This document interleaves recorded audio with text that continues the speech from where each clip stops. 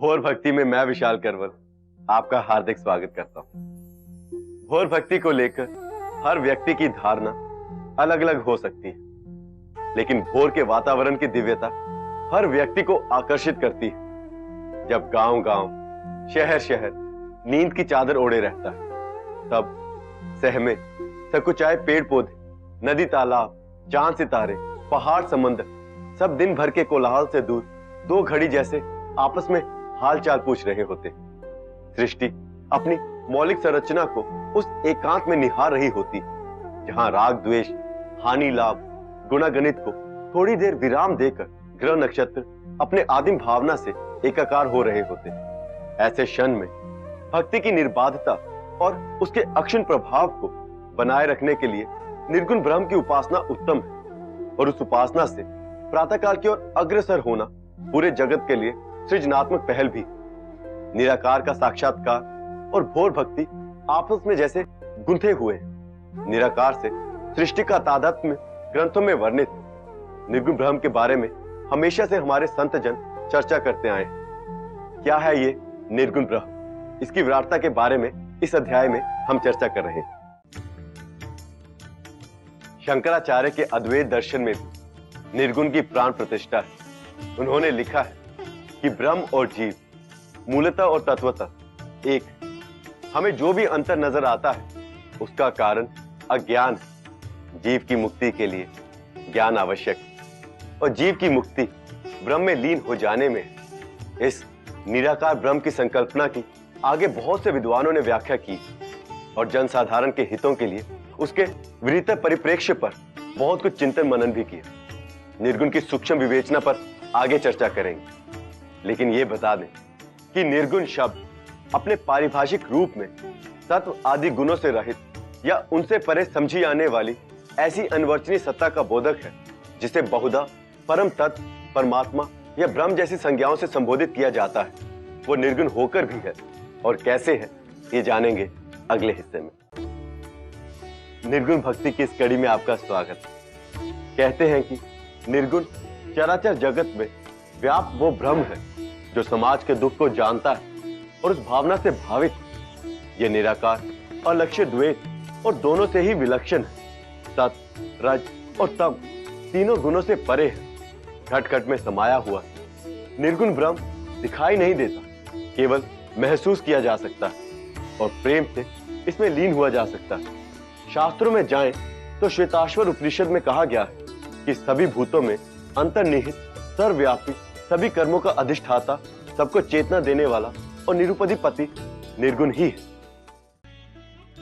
गीता में भगवान श्री कृष्ण ने कहा है कि निर्गुण में ही सब इंद्रियों के गुणों का आभास है, परंतु उसके पास कोई इंद्रिय नहीं। वो सबसे असक्त रहकर अर्थात अलग होकर भी सबका पालन करता है, और निर्गुण होने पर भी गुणों का उपभोग किया करता है। और यह भी कहा है कि सात्विक, राजसी और तामसी पदार्थ मुझसे ही हैं। इन्हीं से मोहित होकर सारा संसार निर्गुण के अव्यय को नहीं जानता, जो त्रिगुणात्मक रूप में दिखता है। वह मेरी गुणमयी माया का अंश, परमात्मा वही है। उसे मायातीत भी कहते हैं। निराकार निर्गुण ब्रह्म के उपासक युगों युगों से इस धारा को दार्शनिक विस्तार देते आ रहे हैं और जन कल्याण के लिए लोगों में उस भक्ति भावना का संचार कर रहे हैं। निर्गुण की भक्ति के उपासक भक्त संतों ने बहुत कुछ लिखा है, जिस पे हम चर्चा करेंगे आगे। अल्पविराम के पश्चात भोर भक्ति में आपका स्वागत। निर्गुण भक्ति की परंपरा में सूफी संतों ने भी अहम योगदान दिया, जहां प्रेम से ईश्वर को प्राप्त करने की भावना है। ईश्वर की तरफ प्रेम भी सर्वव्यापी तत्व, और ईश्वर का जीव के साथ प्रेम का ही संबंध होता है। प्रेम गाथाओं में सखी भाव देखने को मिलता है। सूफी शब्द सूफ से बना है, जिसका अर्थ है फूस। ये शब्द उन संतों के लिए प्रयुक्त होता था जो फूस अर्थात टाट के बने वस्त्र पहनते थे और वैरागी जीवन जीते थे। खंडन मंडन में पड़े बिना फकीर कवियों ने भौतिक प्रेम के माध्यम से ईश्वरीय प्रेम का वर्णन किया। ईश्वर को माशूक मान और उसे प्राप्त करने की कठिनाइयों भरी डगर को पार करने की महाकाव्यात्मक अभिव्यक्ति सूफी रचनाओं में उजागर हुई। प्रेम की पीर इस साधना का सबसे बड़ा संबल है। जायसी, मंझन, कुतुबन, उस्मान सबने उस सूफी परंपरा को समृद्ध किया और प्रेम को ईश्वर के समक्ष ला खड़ा किया। निर्गुण के ज्ञान मार्ग के जिस रूप का भारतीय संतों ने आश्रय लिया वो अनूठा है।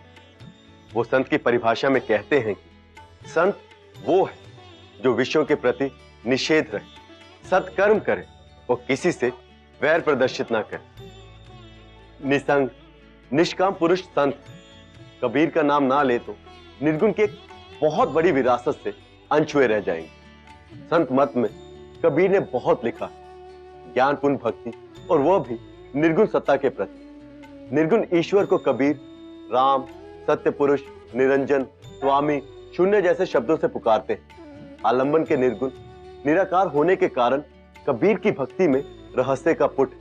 वो कहते हैं कि आत्मा परमात्मा का अंश है। इस संसार में वो आत्मा के वीरहनी रूप के वर्तमान में, पर सांसारिकता ने इसे संकुचित कर दिया है। भक्ति बिना दिखे नहीं इत नयनन हरि रूप, साधन को पागट भयो बिना भक्ति हरि रूप। तो ऐसे निराकार निर्गुण ब्रह्म की भक्ति से जुड़ी कुछ और रोचक कथाएं हम लेकर आएंगे। यहां मैं लेता हूं एक अल्पविराम। क्या है निर्गुण? जब ना हवा थी, ना पानी, ना धरती थी, ना आकाश, जब ना पिंड था, ना प्राणियों का आवास, जब ना गर्भ था, ना मूल, जब ना कली थी, ना फूल, जब ना शब्द था, ना उसका आस्वाद, ना विद्या थी, ना वाद, जब ना गुरु था, ना शिष्य, जब सृष्टि ही नहीं थी, उस समय गम्य और अगम्य दोनों ही स्थितियों से परे जो अविगत तत्व विद्यमान था, उसकी व्याख्या निर्गुण ही है। लोक और वेद से परे, सारे संसार से अलग है वो निर्गुण है। ना उसका कोई गांव है, न ठाम, न रूप, न रेखा, न गुण, न वेश, न बालक, न युग, न वृद्ध, न कुल। ऐसा साहब कुल रहित, वो अपने आप ही को मुक्त कर लेता है। वो ना हल्का है, ना भारी है। भूख तृष्णा, धूप छांव, सुख दुख सभी से रहित, वही तो निर्गुण। सर्वनिरपेक्ष होते हुए एक सर्वत्र विद्यमान अपरंपार ब्रह्म निर्गुण ही है। कबीर ने निर्गुण ब्रह्म के लिए लिखा है कि निर्गुण राम जपुरे भाई, अवगत की गति लखी न जाए। जहां राम ब्रह्म भावना है, दशरथ सुत तिहु लोक बखाना, राम नाम का मरम है आना। राम को कबीर ने निर्गुण और सगुण दोनों माना। निर्गुण भक्त के रूप में भक्त कवियों में कबीर ने गुरु को जो सम्मान दिया वो अत्यंत दुर्लभ। गुरु बिन होए ना ज्ञान और गुरु गोविंद में से गुरु को चुनने की चर्चा कबीर करते हैं। असल में वेदांत की ही व्याख्या निर्गुण रचनाओं में दिखती है। मिथ्या आडंबरों और रूढ़ियों को हटाकर निर्गुण की प्रतिष्ठा में जो कबीर ने लिखा है वो अद्भुत। साधारण लोगों में भक्त संतों की रचनाओं ने भरपूर असर डाला है। नानक, दादू दयाल, सुंदरदास, मलूकदास जैसे बहुत ही संतों ने जो कुछ लिखा वो आज भी जन जन में लोग गाते गुनगुनाते मिल जाएंगे। आपका आज का दिन मंगलमय हो, इसी प्रार्थना के साथ मैं आपसे विदा लेता हूं। नमस्कार।